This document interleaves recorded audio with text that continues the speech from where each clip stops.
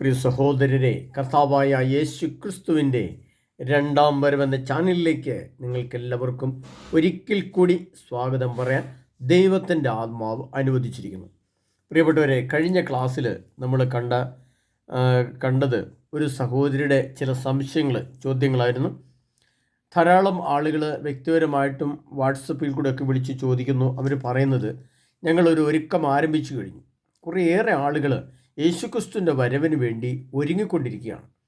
അത് പ്രത്യേകിച്ച് അവർ പറയുന്നത് എന്തെല്ലാം ഉപേക്ഷിക്കാൻ പറ്റുമോ, മാറ്റി വെക്കാൻ പറ്റുമോ, എന്തെല്ലാം ബ്രദറെ അങ്ങനെ നിങ്ങളുടെ ക്ലാസ്സിൻ്റെ ഒരു ആനുപാതികമായിട്ടാണ് ഒരുങ്ങുന്നത്. കാരണം എല്ലാം വചനത്തിൻ്റെ അടിസ്ഥാനത്തിലാണല്ലോ. അപ്പോൾ ഞങ്ങൾ കേൾക്കാത്ത വചനങ്ങൾ കേൾക്കുന്നു, അറിയാത്ത ആശയങ്ങൾ ഞങ്ങൾക്ക് കിട്ടുന്നു. യേശുക്രിസ്തുവിൻ്റെ വരവ് ഉടനെ ഉണ്ടെന്നുള്ളതിനെ പറ്റി ഒരു ബോധ്യം ഞങ്ങളുടെ ഉള്ളിൽ ആരംഭിച്ചു കഴിഞ്ഞു എന്നാണ് അവർ പറയുന്നത്.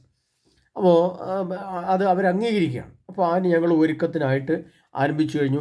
അപ്പോൾ അതുകൊണ്ട് എങ്ങനെ പ്രാർത്ഥിക്കണം, എന്തെല്ലാം ഒരുക്കങ്ങൾ വേണം, എന്തെല്ലാം ഭക്ഷണ സാധനങ്ങൾ കരുതണം, ജോലി ഉപേക്ഷിച്ച് നാട്ടിലേക്ക് പോകണോ തുടങ്ങിയ ഒരുപാട് ചോദ്യങ്ങൾ അവർ ചോദിക്കേണ്ടത്. അതിൻ്റെ ഒരു ചോദ്യത്തിന് ഉത്തരവൊക്കെ കഴിഞ്ഞ പ്രാവശ്യം ഞാനൊരു ക്ലാസ് പോലെ തെളിയിച്ചു.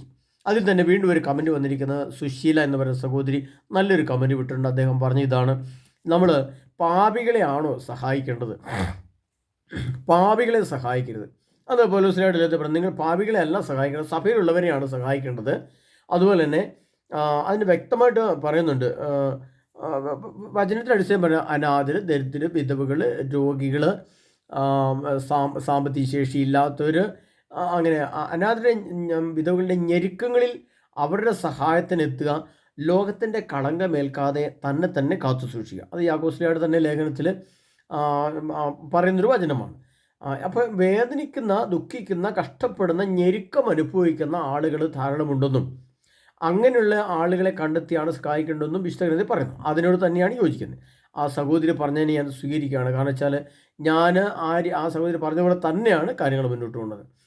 കള്ളു കുടിക്കുന്നവർക്ക് പൈസ കൊടുത്താൽ അവർക്ക് സ്ഥിരമായിട്ട് കള്ളു കുടിക്കാനേ ഉണ്ടാവുള്ളൂ, അതുകൊണ്ട് കാര്യമില്ലല്ലോ. എന്നാൽ ഒരു വിധവയായ സ്ത്രീയെ സംബന്ധിച്ചോളം, കൂലിപ്പണിക്ക് പോകുന്നൊരു സ്ത്രീയെ സംബന്ധിച്ചിടത്തോളം അവർക്ക് കള്ളു കുടിക്കേണ്ട ആവശ്യമില്ല, അവർ കള്ളു കുടിക്കില്ല.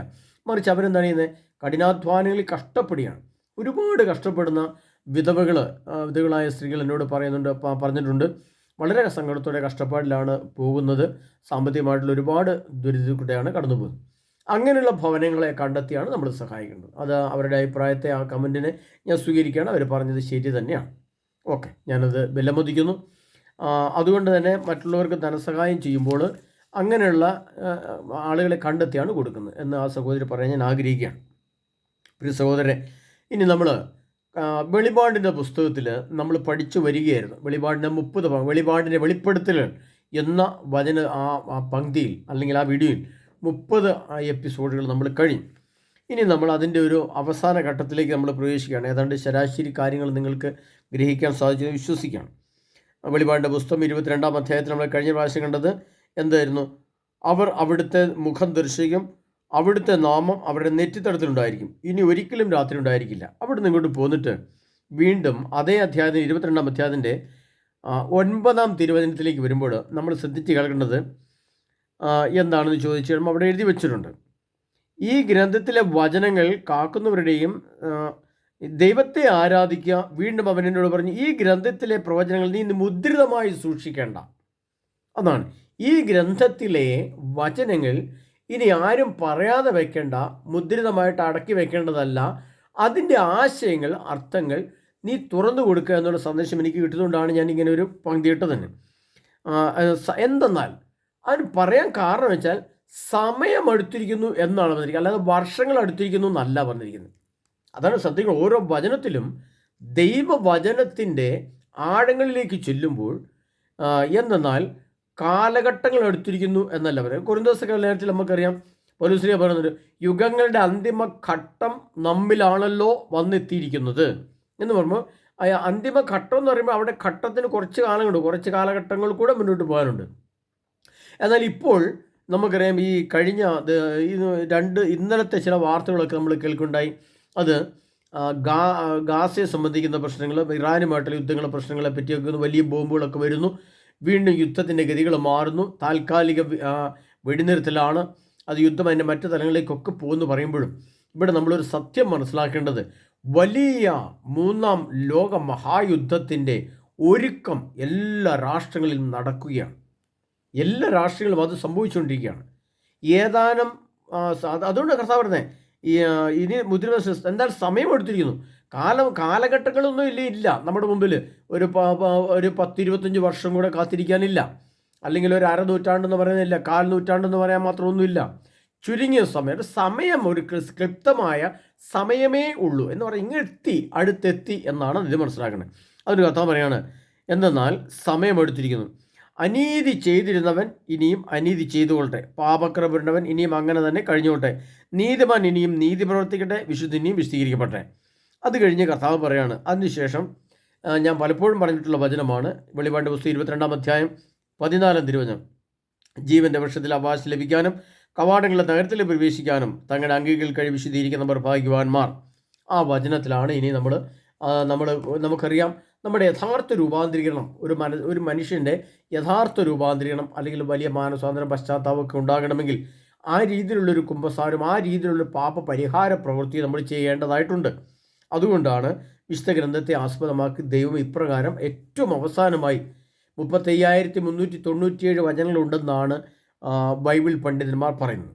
അപ്പോൾ അത്ര 35,397 വചനങ്ങളുണ്ടായിരിക്കുമ്പോൾ 390-ാമത്തെ വചനം എന്ന നിലയിൽ ഏതാനും വചനങ്ങൾ മാത്രം അവസാനിക്കുന്നത് തൊട്ടുമുമ്പ് പറയാണ് ഇനി എങ്ങനെയാണ് മനുഷ്യൻ ഒരുങ്ങേണ്ടത് എന്നുള്ളതിനെ പറ്റിയാണ് വെളിപാട് 22:14 പറയുന്നത്. അതുപ്രകാരമുള്ള ഒരുക്കം. ഇപ്പോൾ ഞാൻ ഒരു കാര്യം കൂടെ സൂചിപ്പിച്ച് സംസാരിക്കാൻ വേണ്ടിയാണ് നിങ്ങളോട് ഞാൻ ഈ വചനം എടുത്തു പറയുന്നത്. പ്രിയ സഹോദരരെ, നമ്മൾ ശ്രദ്ധാപൂർവം കേൾക്കേണ്ട ഒരു കാര്യമുണ്ട്.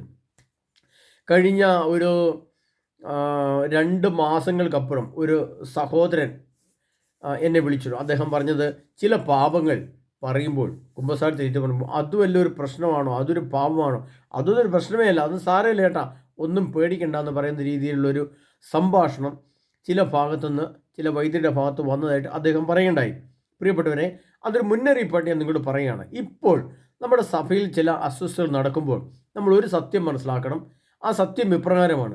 ഇനി ഏതാനും വർഷങ്ങൾ കൂടി, ഏതാനും ചുരുങ്ങിയ കാലം കൂടെ മുന്നോട്ട് പോയാൽ ഒരുപക്ഷെ നമ്മൾ പാപമാണ്, തിന്മയാണ് ചെയ്യരുതെന്ന് വിശുദ്ധ ഗ്രന്ഥത്തിൽ എഴുതപ്പെട്ടിരിക്കുന്ന കാര്യങ്ങൾ പോലും നമ്മൾ കുമ്പസാരത്തിൽ ഏറ്റു പറയുമ്പോൾ ചിലപ്പോൾ അത് സാരമില്ല, അതൊരു പ്രശ്നമല്ല, അതിപ്പോൾ ഒന്ന് കണ്ടു കേട്ടു, ഒന്ന് നോക്കി, അല്ലെങ്കിൽ ഒന്ന് അയച്ചു കൊടുത്തു, ഒരു ചിത്രം അയച്ചു കൊടുത്തു, അത് വലിയൊരു പ്രശ്നമാണോ, അതൊന്നും നിങ്ങൾ ആരും കൊല്ലാനൊന്നും പോയിട്ടില്ലല്ലോ എന്ന് ലഘൂകരിക്കുന്ന, തിന്മയെ ലഘൂകരിക്കുന്ന ഒരു പശ്ചാത്തലം നമ്മുടെ മുമ്പിലേക്ക് വരാൻ പോവുകയാണ്. അതുകൊണ്ടാണ് നമ്മൾ ഏതാനും ആഴ്ചകൾക്ക് മുമ്പ് കണ്ട് നമ്മൾ AI റോബോട്ടിനോട് കുമ്പസാരിക്കുന്നത് നമ്മൾ കാണുകയുണ്ടായി, ചിത്രം കാണുക. അതൊക്കെ ഭയാനകമായ സംഭവമാണ് പ്രിയപ്പെട്ടവരെ. അതുപോലെ പാപത്തെയല്ല, തിന്മയെ ലഘൂകരിക്കുന്ന, തിന്മ നിസ്സാരമാണെന്ന് പറയുന്ന, അല്ലെങ്കിൽ ഇപ്പോൾ നമുക്ക് നമ്മുടെ സമൂഹത്തിൽ കേരളത്തിൽ നടക്കുന്ന സംഭവങ്ങളെ വിലയിരുത്തിയാൽ ഏതാണ്ട് ഒരു വർഷത്തിനുള്ളിൽ സംഭവിച്ച് എത്രയോ സ്ത്രീകളെയാണ് കൊല ചെയ്യപ്പെടുന്നത്, എത്രയോ വ്യഭിചാരമാണ് പിടിക്കപ്പെടുന്നത്, എത്രയോ അശുദ്ധിയാണ് നമ്മൾ സംഭവിക്കുന്നത്. ഇവിടെയെല്ലാം നമ്മൾ മനസ്സിലാക്കുന്നത് ഈ തിന്മയെ നിസ്സാരവൽക്കരിക്കുന്ന പോലെ, അല്ലെ തിന്മയൊരു പ്രശ്നം, അല്ലെങ്കിൽ ശിക്ഷയൊന്നൊരു പ്രശ്നമല്ല, അതിന് കോടതിയൊന്നൊരു പ്രശ്നമല്ല, ചെറിയൊരു ജാമ്യമോ അല്ലെങ്കിൽ ഒരു 6 മാസത്തെ ജയിൽവാസമോ അതൊരു പ്രശ്നമേ അല്ല, വിഷയമല്ല എന്ന് കണക്കുകൂട്ടുന്ന രീതിയിലേക്ക് ലോകം മാറുമ്പോൾ ഇന്നല്ല നാളെ ഈ പാപങ്ങളൊന്നും അല്ലെങ്കിൽ ഈ തിന്മകളൊന്നും ഒരു തിന്മയല്ല, സാരമില്ല, പേടിക്കണ്ട എന്ന് പറയുന്ന ഒരു ലഘൂകരണത്തിലേക്ക് വരാൻ പോവുകയാണ്. അതിനു മുമ്പ് മറ്റൊരു കാര്യം കൂടി സൂചിപ്പിക്കാൻ വേണ്ടി ഞാൻ ആഗ്രഹിക്കുന്നു. നമുക്കറിയാം ഇറാനുമായിട്ടുള്ള പ്രശ്നം രൂക്ഷമാവുകയാണ്. ആ പ്രശ്നം യുഗാന്ത്യത്തിലേക്ക് അടുക്കും തോറും സമയം അടുത്തിരിക്കുന്നത് കർത്താവ് വെളിപാട് പതിരിക്കുന്ന പോലെ ഈ 3-ാം ലോക മഹായുദ്ധത്തിൻ്റെ സമയം അടുത്തടുത്ത് വരുന്നത് കൊണ്ട് നമ്മുടെ മുമ്പിൽ ഇനി ഒരു കാലഘട്ടം ഒരുങ്ങുവാനില്ല. നമുക്കൊരു 5 വർഷം കൊണ്ട്, ഒരു 10 വർഷം കൂടെ കഴിഞ്ഞിട്ട് നല്ല രീതിയിൽ ഒന്ന് ഒരുങ്ങാം, നല്ല പ്രാർത്ഥിച്ചൊരുങ്ങാം, നല്ല കുമ്പസാരത്തും ധ്യാനമൊക്കെ കൂടി ഒന്ന് റെഡിയാവാം. അങ്ങനെ ആരെങ്കിലും ചിന്തിച്ചു പോയെങ്കിൽ പ്രിയ സഹോദര സഹോദരി, അങ്ങനെ ചിന്തിക്കരുത്. നമ്മുടെ മുമ്പിൽ അങ്ങനെ ചിന്തിക്കുവാനുള്ള സമയമില്ല. മറ്റത് ഞാൻ പറഞ്ഞതുപോലെ പാപത്തെ ലഘൂകരിക്കുന്ന ഒരു പശ്ചാത്തലം നമ്മുടെ മുമ്പിൽ തന്നെ, നമ്മൾ വിശ്വസിക്കുന്ന നമ്മുടെ സഭാ നേതൃത്വത്തിൽ തന്നെ വരിക തന്നെ ചെയ്യും. അത് ഉറപ്പായിട്ട് തന്നെ ഞാൻ പറയണം. അതുകൊണ്ട് നമ്മൾ ചിന്തിക്കേണ്ട പ്രശ്നം വെച്ചാൽ അതിനു മുമ്പ് അത്തരമൊരു പശ്ചാത്തലത്തിൽ, അത്തരമൊരു സാഹചര്യത്തിൽ നമ്മുടെ ഒരു കുമ്പസാരം നടക്കുന്നതിന് മുമ്പ് തന്നെ കഴിയുന്നതും ഒരു 6 മാസത്തിനുള്ളിൽ, ശരിക്കും പറഞ്ഞാൽ പ്രിയ സുഹൃത്തുക്കളെ 6 മാസമില്ല, ഒരു 3 മാസത്തിനുള്ളിൽ എത്രയും പെട്ടെന്ന് നമ്മൾ നല്ല പരിശുദ്ധാത്മാഭിഷേക ധ്യാനം കൂടി നല്ല കുമ്പസാരിച്ച് ഒരുക്കം, നമ്മളൊരു അമേരിക്കയിലേക്ക് ഒരു ജോലി കിട്ടി പോകുമ്പോൾ ആ ആ കുട്ടി എത്രമാത്രം ഒരുങ്ങുന്നു എന്നതുപോലെ. അല്ലെങ്കിൽ ഒരു കുടുംബത്തെ മുഴുവൻ അമേരിക്കയിലേക്ക് പോകാൻ അവർ ഫാമിലി വിസ കിട്ടി പോവുകയാണ്. അപ്പോൾ അതിൻ്റെ ഡേറ്റ് കിട്ടി, അത് അവർ ഭയങ്കരമായിട്ട് ഒരുങ്ങുകയാണ്. ഈ വീട്ടിലെ കാര്യങ്ങളൊക്കെ ശരിയാക്കണം, വിസയുടെ കാര്യം ശരിയാക്കണം, സാമ്പത്തിക കാര്യങ്ങൾ ശരിയാക്കണം, ഒത്തിരി ആത്മീയവും ഭൗതികവും ശാരീരികമായ എല്ലാ ഒരുക്കങ്ങളും മനസ്സുകൊണ്ടും എല്ലാം ഭാവന ചെയ്യണം. ഞങ്ങൾ പോവുകയാണ് നമ്മൾ അമേരിക്കയിലേക്ക് പോവുകയാണ് ചിന്തിക്കുന്നത് പോലെ ഈ ലോകത്തു നിന്നൊക്കെ കടന്നു പോകാൻ കാലഘട്ടം എത്താറായി. ഇനി നമ്മൾ തിന്മയുടെ യുഗത്തിലാണ് ഉള്ളത്. ഈ തിന്മയിൽ നിന്നൊക്കെ ഒരു വിടുതൽ എനിക്ക് വേണം. കാരണം വളരെ ശക്തമായ ഒരു നിർവ്യാപനം, ഒരു വിശുദ്ധീകരണ പ്രക്രിയ എനിക്ക് ആവശ്യമുണ്ട് എന്ന് ചിന്തിച്ചുകൊണ്ട് നമ്മൾ സഭയെ സമീപിക്കുക, ധ്യാനങ്ങളെ സമീപിക്കുക, കുമ്പസാരത്തെ സമീപിക്കുക, വചനത്തെ സമീപിക്കുക. ആ ഒരു കാഴ്ചപ്പാടുകൂടി എൻ്റെ മനസ്സിൽ വലിയ രൂപാന്തരീകരണം സംഭവിക്കാൻ വേണ്ടി നമ്മൾ ഒരുങ്ങണം പ്രിയ സഹോദരനെ. അതുകൂടെ നിങ്ങളെ ഓർമ്മിപ്പിക്കുകയാണ്. അതുകൊണ്ട് വേറൊരു സത്യങ്ങൾ പറയാൻ ഞാൻ കൂടുതൽ ആഗ്രഹിക്കുന്നു. ആ സംഭവം ഇങ്ങനെയാണ്. നമ്മൾ 6-ാമത്തെ അധ്യായം, വെളിപാടിൻ്റെ പുസ്തകം 6-ാം അധ്യായത്തിൽ നമ്മൾ പറഞ്ഞിരുന്നു, തീക്കനൽ മുദ്രകൾ പൊട്ടിക്കുന്ന കാര്യമാണ് പറഞ്ഞത്. 6 മുദ്രകൾ. കുഞ്ഞാട് ആ 7 മുദ്രകളിൽ ഒന്ന് തുറന്നപ്പോൾ ഞാൻ നോക്കി, ആ 4 ജീവികളിൽ ഒന്ന് ഇടിനാദം പോലെയുള്ള സ്വരത്തിൽ വരിക എന്ന് പറയുന്നത് ഞാൻ കേട്ടു. ഞാനൊരു വെള്ളക്കുതിരയെ കണ്ടു. അതിൻ്റെ പുറത്ത് വില്ലുമായിരിക്കുന്ന ഒരുവൻ. അവനൊരു കിരീടം നൽകപ്പെട്ടു. വിജയത്തിലേക്ക് അവൻ ജൈത്രയാത്ര ആരംഭിച്ചു. അപ്പോൾ ജൈത്രയാത്രയ്ക്കുള്ള ആരംഭം, ജൈത്രയാത്ര എന്ന് പറഞ്ഞാൽ പരാജയമില്ലാതെ ഒരു കുതിര അതിശക്തമായി മുന്നോട്ട് പോകുന്ന കുതിരയെ പിടിച്ചു കെട്ടാൻ പറ്റാത്തതുപോലെ പരാജയമില്ലാത്തൊരു കുതിരയുടെ ശക്തിയോടുകൂടി ഇസ്രായേൽ എന്ന രാഷ്ട്രം അവൻ്റെ ആ രാഷ്ട്രത്തിൻ്റെ 2ാം ഘട്ട യുദ്ധത്തിലേക്ക് പ്രവേശിക്കുന്ന സാഹചര്യം വന്നു ചേർന്നിരിക്കുന്നു. ഏതാനും കാലഘട്ടങ്ങൾ കൂടെ, ഏതാനും മാസങ്ങൾ കൂടി മുന്നോട്ട് പോയാൽ ഗൾഫ് മേഖലയെ ബാധിക്കുന്ന വലിയ യുദ്ധം അവിടെ സംഭവിക്കും.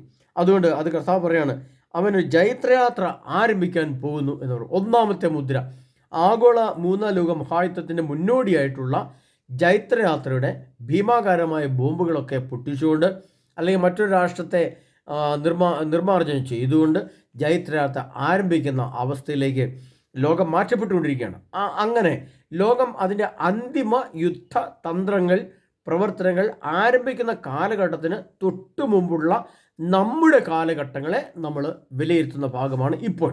അതിനാൽ പ്രിയ സുഹൃത്തുക്കളെ, ഏതാനും ചുരുങ്ങിയ കാലഘട്ടങ്ങൾക്കുള്ളിൽ, ചുരുങ്ങിയ സമയത്തിനുള്ളിൽ തന്നെ എത്രയും പെട്ടെന്ന് നമ്മൾ ഒരു വിശുദ്ധീകരണ പ്രക്രിയയുമായി മുന്നോട്ട് വരേണ്ടതായിട്ടുണ്ട്. കാരണം 1-ാമത്തെ മുദ്ര പൊട്ടിയാൽ, അത് എടുത്തു പറയാൻ കാരണം വെച്ചാൽ, 1-ാമത്തെ മുദ്രയാകുന്ന ഈ ഇസ്രായേലിൻ്റെ ജൈത്രയാത്രയാകുന്ന വലിയ ശക്തമായ ആഗോള 3-ാം ലോകമഹായുദ്ധത്തിൻ്റെ ആരംഭത്തോടുകൂടി യുദ്ധം പൊട്ടിപ്പുറപ്പെട്ടാൽ തുടങ്ങിയാൽ പിന്നെ നമുക്കൊന്ന് ആലോചിച്ചാൽ നമുക്കൊരു ധ്യാനം കിട്ടില്ല, യാത്രകൾ കിട്ടില്ല, ഭക്ഷണ സാധനങ്ങൾക്ക് പ്രശ്നങ്ങൾ വരും, സ്വസ്ഥത നഷ്ടപ്പെട്ടൊരു സമൂഹം ഉണ്ടാവും, ആഭ്യന്തര കലാപങ്ങൾ പൊട്ടിപ്പുറപ്പെട്ടേക്കാം, യാത്ര സുരക്ഷിതമല്ലാത്ത അവസ്ഥയിലേക്ക് വന്നേക്കാം, ധ്യാന സെൻ്ററുകളിൽ നിന്നു പോയേക്കാം, അങ്ങനെയൊക്കെ നിന്ന് പോകും തന്നെ ചെയ്യും പ്രിയപ്പെട്ട. ഇതൊക്കെ അങ്ങനെയുള്ളൊരു പശ്ചാത്തലത്തിലേക്ക് നടന്നെടുക്കുകയാണ് നമ്മൾ.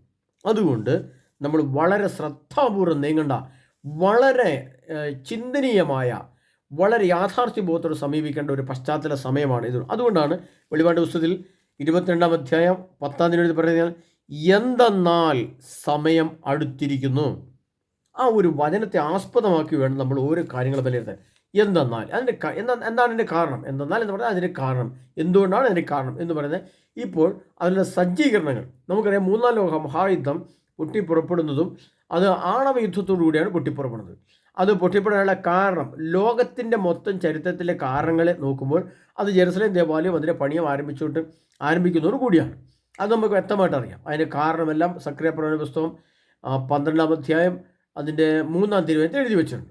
അതവിടെ നിൽക്കട്ടെ. അപ്പോൾ അതിനു മുമ്പ് ചുരുങ്ങിയ സമയമാണ്. എന്നാൽ പോലും ആ സമയത്ത് എത്തുന്നതിന് മുമ്പ് തന്നെ വലിയ പ്രശ്നങ്ങൾ ലോകത്തുണ്ടാകും എന്നുള്ള സംശയം വേണ്ട. പ്രത്യേകിച്ച് 2025 ഒരു ഏപ്രിൽ മെയ് മാസങ്ങളോട് കൂടി വലിയ പ്രശ്നങ്ങൾ ലോകത്തിൽ വീണ്ടും ഉണ്ടാകും. അതിനുള്ളിൽ നമ്മൾ സമീപിക്കേണ്ട ധ്യാന സെൻ്ററുകളെ സമീപിച്ചുള്ള എൻ്റെ ആത്മാവിനെ ഒന്ന് ശോധന ചെയ്യുക, എൻ്റെ ആത്മാവിനെ ഒന്ന് ശുദ്ധീകരിക്കുക, എൻ്റെ ഇപ്പോഴത്തെ കാഴ്ചപ്പാടുകളൊന്ന് മാറ്റുക.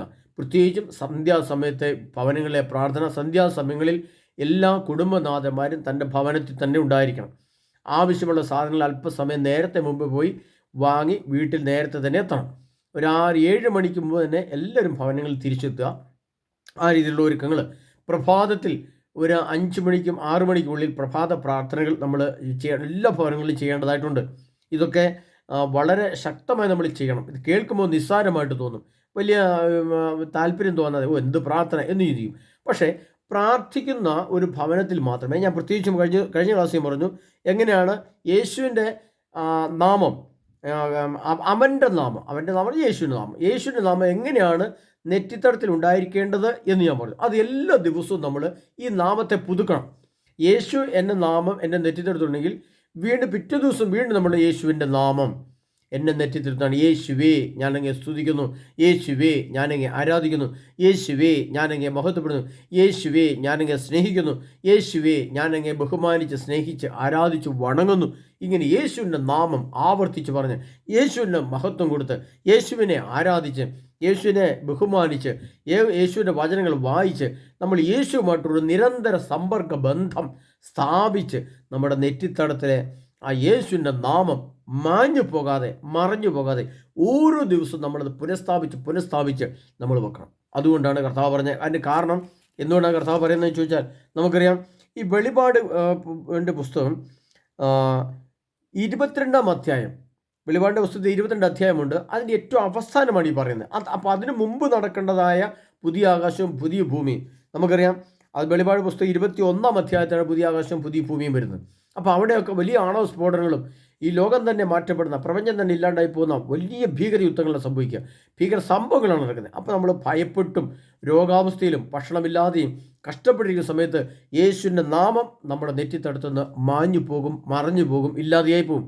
നമുക്ക് പ്രാർത്ഥിക്കാൻ പോലും പറ്റാത്തത്ര വിധം വലിയ ദുരന്തങ്ങൾ ഭൂമിയിലേക്ക്, ഒരു പകർച്ചവ്യാധിയാലും പകർച്ചവ്യാധി, ക്ഷാമം, ഭൂകമ്പം, യുദ്ധങ്ങൾ, ഇതെല്ലാം കർത്താവ് ഇതിനകത്ത് വെളിപാടിൽ എഴുതിയിട്ടുണ്ട്. ഇതെല്ലാം ആഗതമാവുകയാണ്. അതിന് തൊട്ടു മുമ്പാണ്, അതിനുശേഷമാണ് യേശുവിൻ്റെ നാമത്തെക്കുറിച്ച് നാമം നെറ്റിലുണ്ടായിരിക്കണം പറഞ്ഞത്. അപ്പോൾ പ്രശ്നങ്ങൾ കലുഷിതമാകുമ്പോൾ, വലിയ സംഭവങ്ങൾ നടക്കുമ്പോൾ, ഏത് നിമിഷവും നമ്മുടെ ആകുലത കൊണ്ടോ ഉത്കണ്ഠ കൊണ്ടോ വേദന കൊണ്ടോ യേശുവിനെ തള്ളിപ്പറയുകയോ വേണ്ടെന്ന് വയ്ക്കുകയോ പ്രാർത്ഥനയൊക്കെ ഇല്ലാതിരിക്കുന്ന അവസ്ഥയോ ചെയ്താൽ യേശുവിൻ്റെ നാമം നമ്മുടെ നെറ്റിത്തടുത്ത് മാഞ്ഞു പോകും. അതിനാൽ മാഞ്ഞു പോകാതിരിക്കത്തക്ക വിധം എല്ലാ ദിവസവും യേശു ക്രിസ്തുവിനെ സ്നേഹിക്കുകയും ആരാധിക്കുകയും പ്രഭാതത്തിലും സന്ധ്യാസമയത്തും പിന്നെ മറ്റ് ഞായറാഴ്ച ദിവസങ്ങളിലൊക്കെ വിശുദ്ധ ബലിയും അതുമായിട്ട് ബന്ധപ്പെട്ട കാര്യങ്ങൾ ശ്രദ്ധാപൂർവമായിരിക്കുക.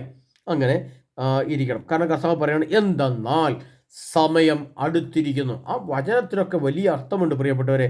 അത് പറയാൻ കാരണം, നമുക്ക് അമേരിക്കയുടെ നേതൃത്വത്തിൽ വലിയൊരു ബോംബ്, അത് അണുബോംബല്ല, പക്ഷേ അത് വീണാൽ ഒരു രാജ്യത്തിൻ്റെ നടുഭാഗത്ത് വീണാൽ, അല്ലെങ്കിൽ ഒരു വലിയ നഗരത്തിൽ വീണാൽ ആ നഗരം അതിൻ്റെ ജില്ല പോലും ഉണ്ടാവില്ല. അത്രമാത്രം ഭീമാകരമായ ബോംബുകളാണ് ആകാശത്ത് ഇടാൻ പോകുന്നത്. അതൊക്കെ ഇട്ട് കഴിഞ്ഞാൽ പെട്ടെന്ന് ലോകത്ത് വലിയ വലിയ മാറ്റങ്ങളും സംഭവങ്ങളും സംഭവിക്കും. അത്രമാത്രം കാര്യങ്ങൾ അടുത്തെത്തിയിരിക്കുന്ന സമയത്താണ് കഥാ പറയുകയാണ്, എന്തെന്നാൽ സമയം അടുത്തിരിക്കുന്നു. അതിൻ്റെ വെളിപാടിൻ്റെ പുസ്തകം 6-ാം അധ്യായത്തിൽ വരുമ്പോൾ അതൊരു മുദ്ര പൊട്ടുന്ന പോലെയാണ്. അത് പൊട്ടുന്നതോടുകൂടി യുദ്ധങ്ങൾ, അതിൻ്റെ പല മുഖങ്ങൾ തുറക്കപ്പെടുകയും യുദ്ധം അതിൻ്റെ പൂർണ്ണതയിലേക്ക് പ്രവേശിക്കുകയും ചെയ്യും. അതുകൊണ്ട് ഇതെല്ലാം നമ്മൾ മനസ്സിലാക്കിക്കൊണ്ട് വേണം നമ്മൾ ധ്യാന സെൻറ്ററുകളിലേക്ക് സമീപിക്കാൻ. ക്ലാസ്സുകൾ, വെളിപാടിൻ്റെ വെളിപ്പെടുത്തൽ 31-ാം ഭാഗമാണ് ഇപ്പോൾ നമ്മൾ കേട്ടത്.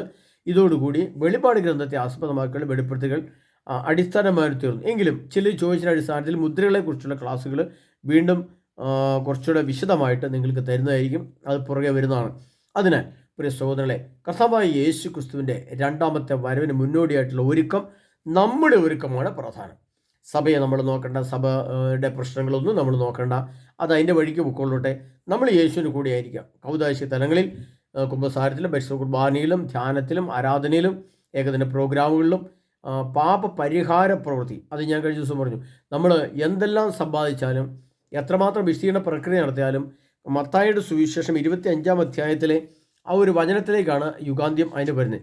ഞാൻ നഗ്നനായിരുന്നു, രോഗിയായിരുന്നു, കാരാഗൃഹത്തിലായിരുന്നു, ഞാൻ വിശക്കുന്നവനായിരുന്നു, ദാഹിക്കുന്നവനായിരുന്നു, അത് നിങ്ങൾ എനിക്ക് തന്നില്ല അല്ലെങ്കിൽ തന്നു എന്ന് പറയുമ്പോൾ, കർത്താവേ ഞാൻ ജയിലിൽ കയറി നോക്കിയതോ, നീ കാരാഗൃഹത്തിൽ കിടന്നതോ, വിശക്കുന്നവനായി കണ്ടത്, ആഹാരം തരാതിരുന്നത് എപ്പോൾ എന്ന് ഈ അന്ത്യവിധി സമയത്ത് ജനങ്ങൾ തിരിച്ച് കർത്താവ് ചോദിക്കുന്നുണ്ട്. അപ്പോൾ കർത്താവ് പറയാണ്, ഈ എളിയവരിൽ ഒരുവന് ചെയ്തപ്പോൾ അത് എനിക്ക് തന്നെയാണ് ചെയ്യാതെ.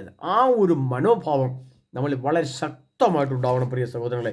ആ ഒരു മനോഭാവം ഇല്ലാതെ വന്നാൽ അത് നമ്മൾ ഗുരുതരമായി ബാധിക്കും. വളരെ ഗുരുതരമായി ബാധിക്കുന്ന പ്രശ്നങ്ങളാണ് അതെല്ലാം. അതിനാൽ പ്രിയ സഹോദരരെ, യേശുക്രിസ്തുവിൻ്റെ വരവിന് മുന്നോടിയായി 2 കാര്യം നിങ്ങൾ ശ്രദ്ധാപൂർവം ശ്രദ്ധിക്കണം.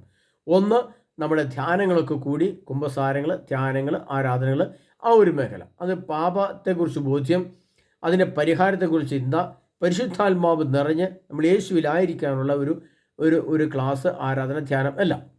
2, പാപ പരിഹാര പ്രവൃത്തി എന്ന് പറയും. പരിഹാര പ്രവൃത്തി ഓരോ ദിവസവും മറ്റുള്ളവർക്ക് വേണ്ടി ഒരു ജപമാല ചൊല്ലുന്നതോ അല്ലെങ്കിൽ ഒരു പ്രാർത്ഥന ചൊല്ലുന്നതോ, മറ്റുള്ളവർക്ക് വേണ്ടി 2 ബൈബിൾ വചനം വായിക്കുന്നതോ പോലും ഒരു പ്രാർത്ഥനയാണ്.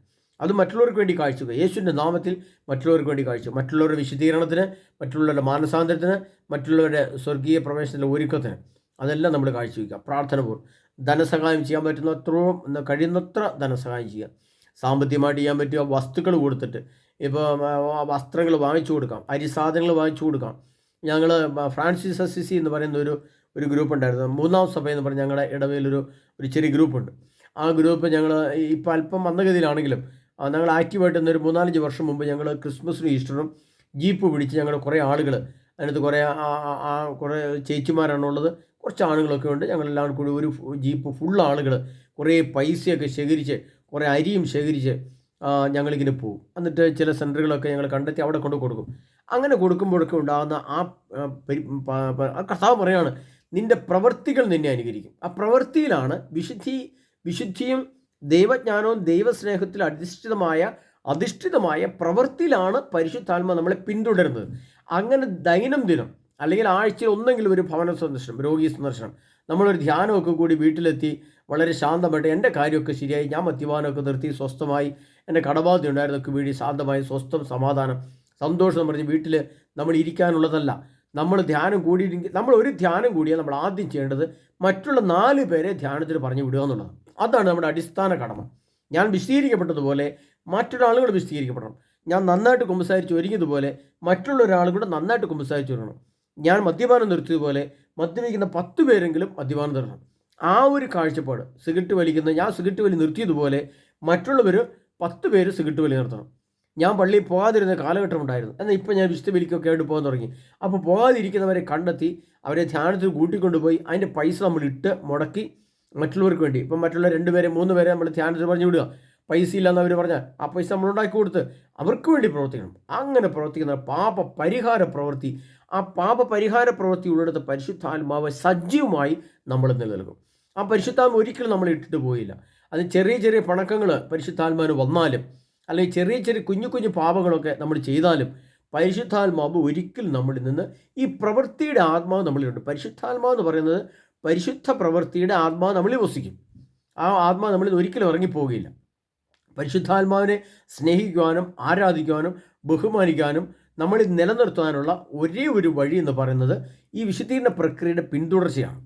അത് ധ്യാനത്തിൽ പറഞ്ഞു വിടുന്നതായിട്ടും, ധനസഹായം ചെയ്യുന്നതായിട്ടും, രോഗി സന്ദർശനം ചെയ്യുന്നതായിട്ടും, എളിയ സഹായം ചെയ്തിട്ടും. കർത്താവ് പറയുന്നത്, യേശു പറയുന്നുണ്ട്, എൻ്റെ പിതാവിൻ്റെ മകത്തിൻ്റെ പുത്രൻ്റെ നാമത്തിൽ ഒരു പാത്രം വെള്ളം കൊടുത്താൽ അതിന് നിങ്ങൾക്ക് പ്രതിഫലം ലഭിക്കാതിരിക്കില്ല എന്ന് കർത്താവ് പറയുന്നുണ്ട്. അതൊക്കെ നമ്മൾ മനസ്സിൽ ഓർത്ത് നോക്കണം. അതിനെ പരിശ്രമങ്ങളിൽ എത്ര പെട്ടെന്ന് ധ്യാന സെൻറ്ററിലേക്ക് വരിക.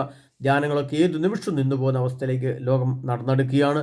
വലിയ ഭീമാകാരമായ ബോംബുകളൊക്കെ ഇറാനെതിരെ കൊണ്ടുവന്ന് വെച്ച് യുദ്ധം ആരംഭിക്കേണ്ടതായിട്ടുണ്ട്. കാരണം അതിൻ്റെ വഴിക്ക് പോകും. കാരണം പോയേ പറ്റൂ.